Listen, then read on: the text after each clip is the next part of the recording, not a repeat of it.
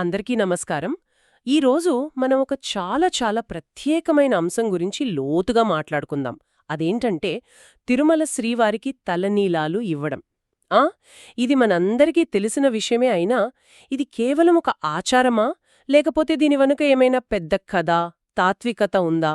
ఈరోజు మనం దీన్ని కొంచెం వివరంగా పరిశీలిద్దాం. మన చర్చకు రెండు ముఖ్యమైన ఆధారాలున్నాయి. ఒకటి, Tirumala hair offering mythology, meaning and management అని ఒక విశ్లేషణ వచ్చింది. రెండోది, ఇది చాలా ఆసక్తికరమైనది. కంటెంట్ రైటర్ పెద్దాడ నవీన్ గారు తన ఫేస్బుక్లో రాసుకున్న పోస్ట్. ఆయనకు తలనీలాలు ఇచ్చినప్పుడు కలిగిన ఒక పర్సనల్ ఫిలసాఫికల్ అనుభవం అన్నమాట. ఈ రెండింటినీ కలిపి చూద్దాం ఈరోజు. సరే, మరి మన లక్ష్యమేంటి? ఒకటి, అసలు ఈ తలనీలాల వెనుకున్న కథ ఏంటి? పురాణం ఏం చెప్తోంది? రెండు, భక్తులు దీనికి ఎందుకంత ప్రాధాన్యత ఇస్తారు? ఆధ్యాత్మికంగా దీని మీనింగ్ ఏంటి? మూడు, రోజు వేల మంది, లక్షల మంది చేసే ఈ పనిని టీటీడీ ఎలా మేనేజ్ చేస్తోంది? వీటితో పాటు పెద్దాడ నవీన్ గారి తాత్విక అనుభూతిని కూడా అర్థం చేసుకునే ప్రయత్నం చేద్దాం. వినడానికి సింపుల్గా అనిపించొచ్చు, జుట్టివ్వడమే కదా అని. కానీ లోపలికి వెళ్తే అహంకారం వదలడం, దేవుడికి పూర్తిగా సరెండర్ అవ్వడం, ఇలా చాలా విషయాలున్నాయి. సరే, మొదలు పెడదామా? ముందుగా పెద్దాడ నవీన్ గారి అనుభవం చూద్దాం.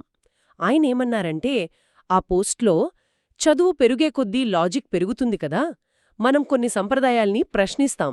అయితే ఆయనేమంటారంటే, పురాణాల్ని పూర్తిగా కొట్టిపారేయక్కర్లేదు, వాటిని మన లైఫ్కి ఎలా అప్లై చేసుకోవాలో చూడాలి, వాటిని డీకోడ్ చెయ్యాలి అని. ఇది బాగుంది. మరి ఆ కోణంలోనే ఆయన వెంకన్నకు తలనీలాలిచ్చారట. ఇక్కడాయన చెప్పిన పాయింట్ చాలా ముఖ్యం. చాలామంది కోరిక తీరితేనో తీరాలనో మొక్కు తీర్చుకుంటారు. కాని ఆయన ఉద్దేశం అది కాదట. స్వామి ఏదో చేస్తారని కాదు, చెయ్యాలని కాదు, జస్ట్ ఎలాంటి కండిషన్స్ లేకుండా బేషరతుగా స్వామికి లొంగిపోవడం, సరెండర్ అవ్వడం అనే ఫీలింగ్ పొందడానికేనట. ఇదొక ఫిలసాఫికల్ ఫీలింగ్ని ఎక్స్పీరియన్స్ చేయడం కోసమనమాట. ఇది ఇది నిజంగా చాలా డిఫరెంట్ పర్స్పెక్టివ్ కదా. చాలా వరకు మనం భక్తిని ఒక ట్రాన్సాక్షన్లా చూస్తాం. అంటే మొక్కు చెల్లిస్తాం, ఏదో ఆశిస్తాం. అది తప్పు అని కాదు, అది కూడా ఒక రకమైన విశ్వాసమే. కానీ ఈయన చెప్పేది ఆ ఇవ్వడం పుచ్చుకోవడానికి అతీతంగా ఉందన్నమాట. ఇక్కడ మెయిన్గా కనిపించేది పర్సనల్ స్పిరిచువల్ జర్నీ. ఆ నేను, నాది అనే అహంకారాన్ని వాలంటరీగా వదిలేయడం, ఆ పురాణాల్లోని సారాన్ని తన పర్సనల్ ఎక్స్పీరియన్స్గా మార్చుకునే ప్రయత్నమిది. మరి అందరి భక్తుల్లోనూ ఇదే ఫీలింగ్ ఉంటుందా, లేక ఇది కొంతమందికే పరిమితమా? మంచి ప్రశ్న అడిగారు. బహుశా అందర్లో ఇదే స్థాయి ఆలోచన ఉండకపోవచ్చు కదా. కొందరికి అది ఫ్యామిలీ ట్రెడిషన్, తరతరాలుగా వస్తోంది, చెయ్యాలి అంతే. ఇంకొందరికి స్వామి తమ కష్టాలు తీర్చినందుకు థ్యాంక్స్ చెప్పే ఒక మార్గం. మరికొందరికి మొక్కు తీరిస్తే అంతా బాగుంటుందనే గట్టి నమ్మకం. పెద్దాళ నవీన్ గారు వాళ్ల అనుభవం ఈ ఆచారం లోతుని తెలుసుకోవాలనుకునే వాళ్ళకి ఇన్స్పిరేషన్ లాంటిది. అల్టిమేట్గా భక్తి అనేది చాలా పర్సనల్. దాన్ని ఎక్స్ప్రెస్ చేసే పద్ధతులు, వాటి వెనుక ఇంటెన్షన్స్ కూడా వేర్వేరులా ఉంటాయి. కానీ కామన్ పాయింట్ విశ్వాసం. అవును, బాగా చెప్పారు. సరే, ఇప్పుడు అసలు విషయానికొద్దాం. ఈ ఆచారం ఎలా స్టార్ట్ అయ్యింది? దీని వెనక ఉన్న స్టోరీ ఏంటి? చాలామందికి తెలిసే ఉంటుంది, అయినా ఒకసారి గుర్తు చేసుకుందాం. ఎందుకంటే ఈ కథలోనే అసలు విషయం ఉంది కదా. పురాణం ప్రకారం శ్రీనివాసుడు భూమిమీద తిరుగుతున్నప్పుడు ఒక్కసారి అనుకోకుండా ఒక గొర్రెల కాపరి వేసిన గొడ్డలి ఆవును కాపాడే ప్రయత్నంలో స్వామి నుదుటికి తగిలిందట. ఆ దెబ్బకి స్వామి తలమీద కొంచెం జుట్టు ఊడిపోయిందట, గాయమయ్యింది. అప్పుడక్కడే నీలాదేవి అనే గంధర్వ రాకుమారి ఉంది. ఆమె స్వామి రూపంలో ఆ చిన్న లోపం ఉండటం చూసి బాధపడింది. వెంటనే ఆలోచించకుండా తన అందమైన జుట్టుని కత్తిరించి తన మాయాశక్తితో స్వామికి అతికించేసిందట, ఆ లోపం కనిపించకుండా. ఆమె త్యాగానికి, ఆ భక్తికి స్వామి ముచ్చటపడి ఒక వరం ఇచ్చారు. అదేంటంటే, తిరుమలలో ఎవరైతే తమ జుట్టుని సమర్పిస్తారో దాన్ని కేవలం వెంట్రుకలుగా కాదు, వాళ్ల అహంకారాన్ని వదిలేసినట్టుగా నేను స్వీకరిస్తాను అని. అలా ఇచ్చిన జుట్టంతా నీలాదేవికే చెందుతుందని చెప్పారట. అందుకే హుండీలో వేసే కానుకల కన్నా తలనీలాలు అంటే స్వామికి ఎక్కువ ఇష్టం అని భక్తులు నమ్ముతారు. ఇక్కడే అసలు విషయముంది. అవును, ఈ కథ ఇందాక పెద్దాడ నవీన్ గారు చెప్పిన ఆ బేషరతు శరణాగతితో పర్ఫెక్ట్గా మ్యాచ్ అవుతుంది కదా. నీలాదేవి చేసింది ప్యూర్ సెల్ఫ్లెస్ యాక్ట్. తనేమి తిరిగి ఆశించి చేయలేదు, స్వామి బాగుండాలని చేసింది. అలాగే భక్తులు కూడా తమ అందానికి చిహ్నమైన జుట్టుని ఇవ్వటం ద్వారా ఆ నీలాదేవి చూపిన నిస్వార్థ భక్తినే ఫాలో అవుతున్నారని అనుకోవచ్చు.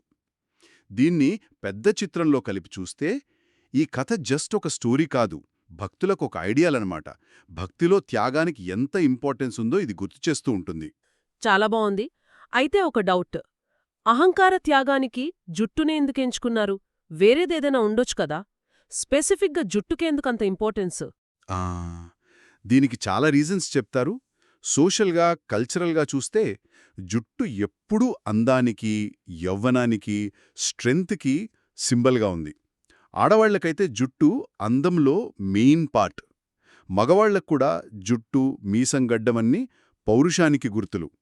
సో సొసైటీ ఇంత వాల్యూ ఇచ్చేదాన్ని, మన ఐడెంటిటీతో ముడిపడిన దాన్ని వదులుకోవడమంటే ఆ బాహ్య సౌందర్యం మీద, దానివల్ల వచ్చే ప్రైడ్ మీదున్న అటాచ్మెంట్ వదులుకోవడమే. అంటే నేను అందంగా ఉన్నాను అనే గర్వాన్ని తీసుకెళ్లి దేవుడి ముందు పెట్టడం లాంటిదన్నమాట. దీనికి తోడు ఇంకా కొంచెం డీప్ స్పిరిచువల్ బిలీఫ్స్ కూడా ఉన్నాయి.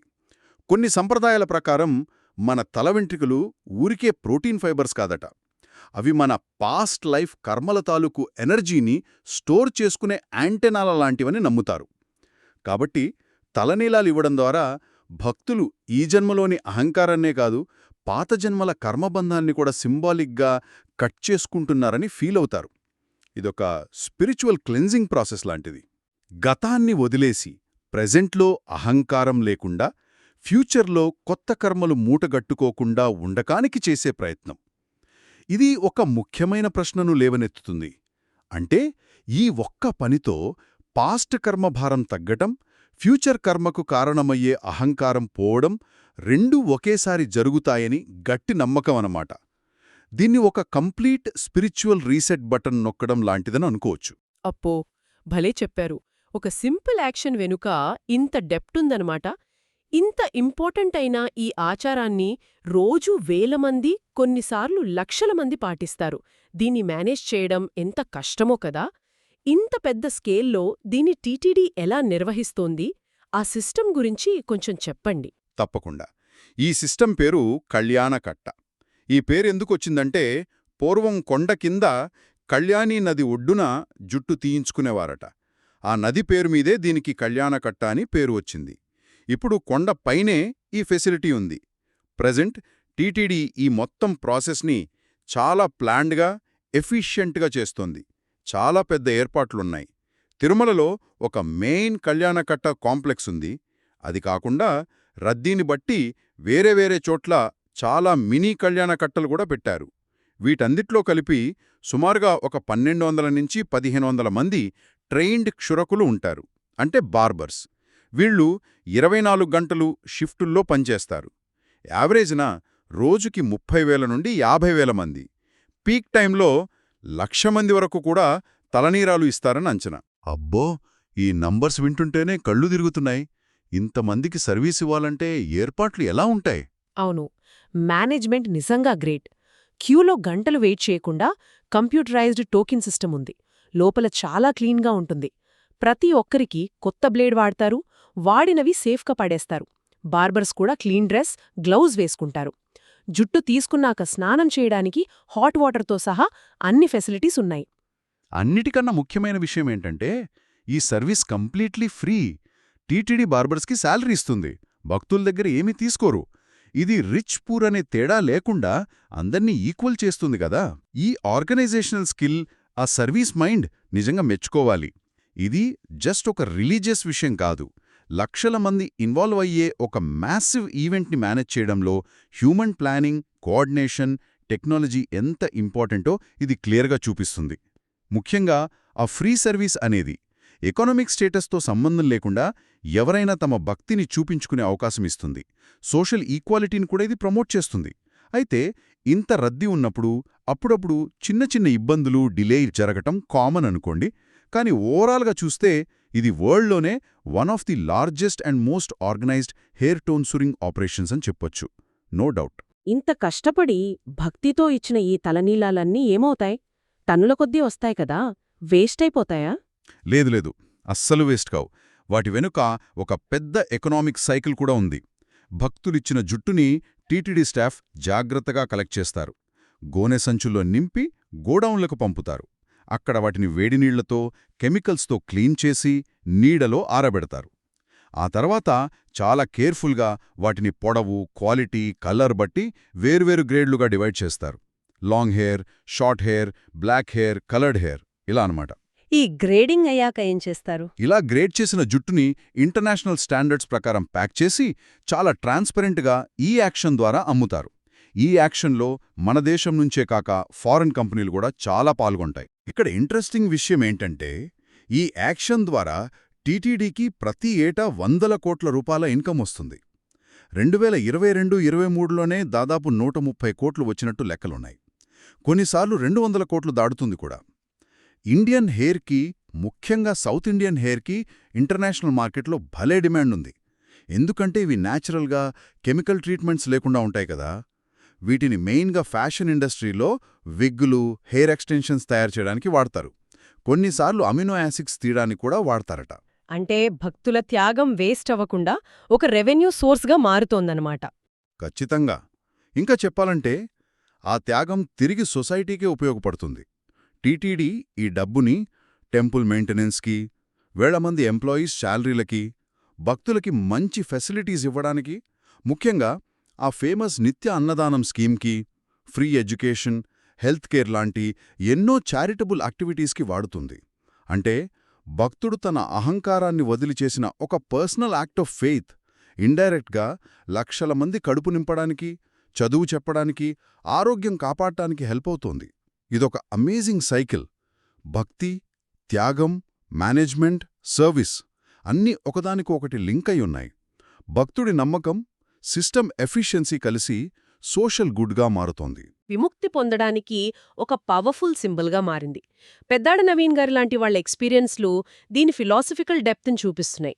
అదే టైంలో టీటీడీ వాళ్ల ఎక్సలెంట్ మేనేజ్మెంట్తో లక్షల మంది నమ్మకాన్ని నిలబెడుతూ ఈ ఆచారం కంటిన్యూ అవుతోంది. చివరికది సమాజానికి కూడా మేలు చేస్తోంది. మొత్తానికి దీని అర్థమేమిటి? ఇది విశ్వాసం, వ్యవస్థ, సేవ అన్నీ కలిసిన ఒక యునిక్ కాంబినేషన్ అన్నమాట. అవును, మీరు చెప్పింది 100% కరెక్ట్. ఇందులో ఏన్షియంట్ మైథాలజీ ఉంది, డీప్ పర్సనల్ స్పిరిచువాలిటీ ఉంది, మాస్ పార్టిసిపేషన్ ఉంది, మోడర్న్ ఆర్గనైజేషనల్ స్కిల్స్ ఉన్నాయి. ఫైనల్గా గ్లోబల్ ఎకానమీతో లింక్ అయిన ఫినాన్షియల్ ఆస్పెక్ట్ కూడా ఉంది. ఒక భక్తుడి పర్సనల్ త్యాగం ఎలా డివైన్ లెవెల్కి వెడుతుందో, అదే టైంలో అది ఇంత పెద్ద సోషల్ ఎకనామిక్ ప్రాసెస్కి ఫ్యూయల్గా ఎలా మారుతుందో చెప్పడానికి ఇది ఒక వండర్ఫుల్ ఎగ్జాంపుల్. బహుశా ప్రపంచంలోనే ఇది చాలా స్పెషల్. నమ్మకం ఎంత పవర్ఫుల్ అనేది, దాన్ని సరిగ్గా ఛానలైజ్ చేస్తే ఎంత మంచి జరుగుతుందనేది ఇది చూపిస్తుంది. ఈరోజు మన డిస్కషన్ తర్వాత నాకో ఆలోచన వస్తోంది. తలనీలాలు ఇవ్వడం అనేది అహంకారాన్ని, గతాన్ని వదిలేయడానికి సింబాలిక్ అని చెప్పుకున్నాం కదా. మరి మన రియల్ లైఫ్లో కూడా మనం వదిలించుకోవాలనుకునే అహంకారాలు, మనల్ని వెంటాడే గతాలు చాలా ఉంటాయి. మరి వాటిని వదిలించుకోవడానికి కూడా ఇలాంటి ఏదైనా యాక్షన్ అవసరమా? అది తలనీలాలు ఇవ్వడం లాంటి ఒక ఫిజికల్ యాక్టేనా? లేక అలాంటి పనుల వల్ల ఇన్స్పైర్ అయ్యి మన లోపల జరిగే మార్పు, ఆ మెంటల్ ట్రాన్స్ఫర్మేషనే అసలైన వదులుకోవడం, అసలైన త్యాగమా? ఈ ఆలోచనతో ఈరోజు మన విశ్లేషణను ఇక్కడ ముగిద్దాం. ఆలోచించండి దీని గురించి.